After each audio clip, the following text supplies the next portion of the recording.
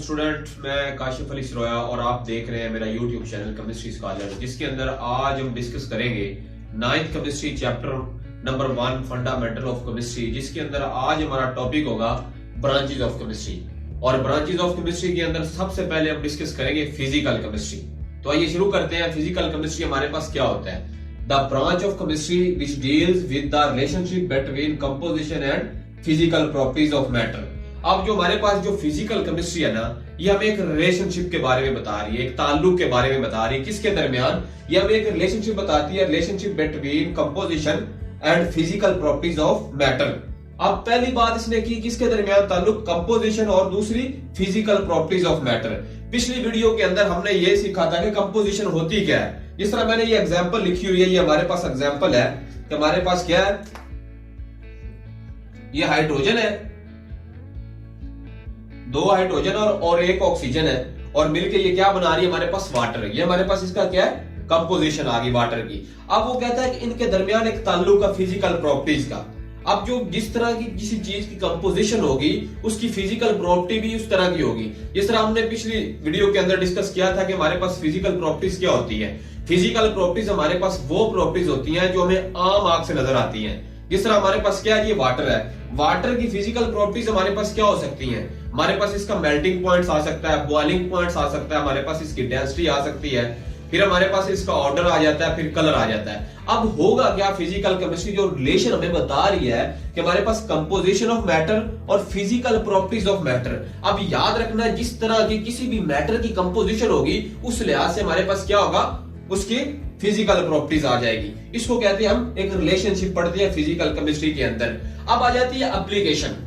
अब एप्लीकेशन को समझने से पहले हमें एक कांसेप्ट का पता होना चाहिए। अक्सर क्या होता है कि हमारे पास आ जाता है कि कहते हैं कि इसके यूजेस बताओ, फिर आ जाता है कि इसकी एप्लीकेशन बताओ। तो इसका एक मेन फर्क आपको पता होना चाहिए कि हमारे पास जो यूजेस होगा ना, वो कहते हैं इस्तेमालात, ठीक है, किसी चीज का बेनिफिट। लेकिन जब एप्लीकेशन की बात करेंगे तो इसका मतलब क्या होगा कि जो जिस चीज की हम बात कर रहे हैं वो वर्क किस तरह करती है, ठीक है ना। जिस तरह हम फिजिकल केमिस्ट्री की बात कर रहे हैं तो इसकी एप्लीकेशन में ये आएगा कि ये वर्क किस तरह करती है, कि इसके अंदर कौन कौन से काम होते हैं। तो सबसे पहले जो हमारे पास एप्लीकेशन है फिजिकल केमिस्ट्री के अंदर, उसके अंदर हमारे पास सबसे पहले आता है स्ट्रक्चर ऑफ एटम।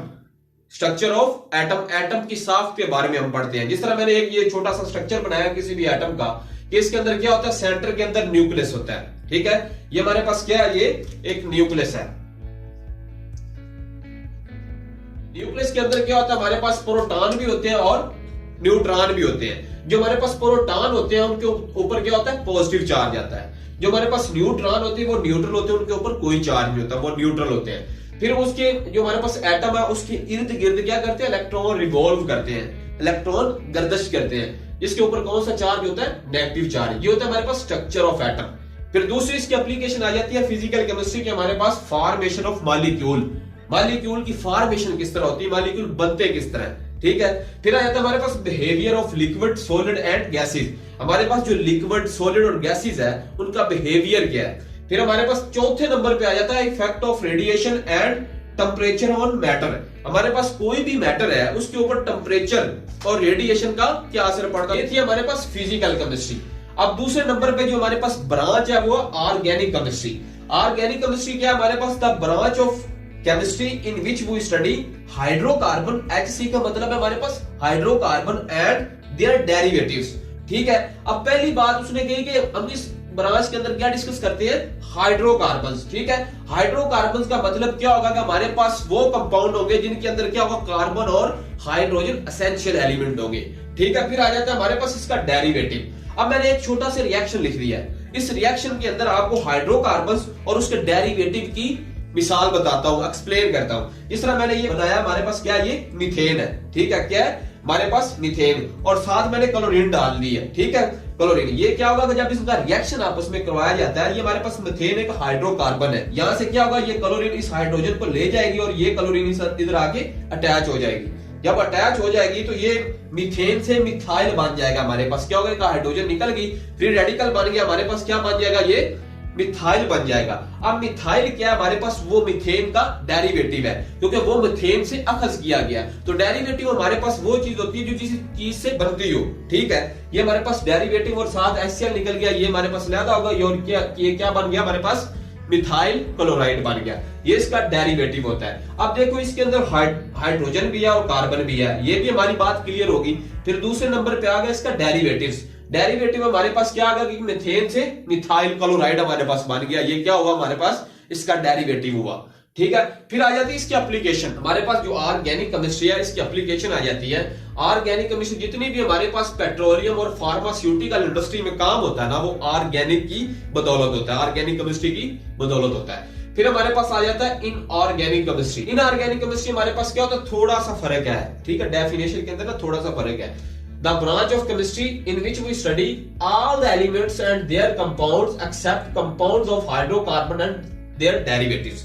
इसके अंदर क्या होता है कि हमारे पास इनऑर्गेनिक केमिस्ट्री के अंदर हम जितने भी एलिमेंट है ना हमारे पीरियोडिक टेबल के अंदर, हम उसको स्टडी करते हैं सिवाय कार्बन और उनके कंपाउंड के और उनके डेरिवेटिव के। कि जितने भी एलिमेंट्स होंगे ना हमारे पीरियोडिक टेबल के अंदर, उनके अंदर जितने भी एलिमेंट्स हैं उनको हम स्टडी करेंगे सिवाय कार्बन और कार्बन के कंपाउंड और उनके डेरिवेटिव, जिस तरह ये मैंने समझा दिया था। ठीक है, अब आ जाता है हमारे पास इसकी एप्लीकेशन। एप्लीकेशन हमारे पास क्या है, जो हमारे पास इनऑर्गेनिक केमिस्ट्री है उसके अंदर क्या होता है कि ग्लास इंडस्ट्री के अंदर वर्क करती है। ग्लास इंडस्ट्री, जिस तरह हमारे पास जितनी भी शीशा साजी की इंडस्ट्री है जिसके अंदर हमारा शीशा बनता है, ये किसके अंदर होता है, इनऑर्गेनिक केमिस्ट्री के अंदर। फिर हमारे पास आ जाता है सीमेंट इंडस्ट्री आ जाता है। हमारे पास जितना भी सीमेंट तैयार होता है ये किस ब्रांच के अंदर होता है, इनऑर्गेनिक केमिस्ट्री के अंदर, ये हमें बताती है। ठीक है, फिर आ जाता है हमारे पास सिरेमिक इंडस्ट्री।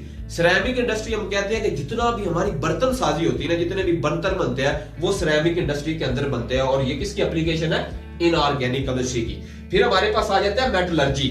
अब मेटलर्जी क्या है हमारे पास, मेटलर्जी हमारे पास एक ऐसा तरीकाकार होता है जिससे हम क्या करते हैं, हमारे पास होती है ओर्स।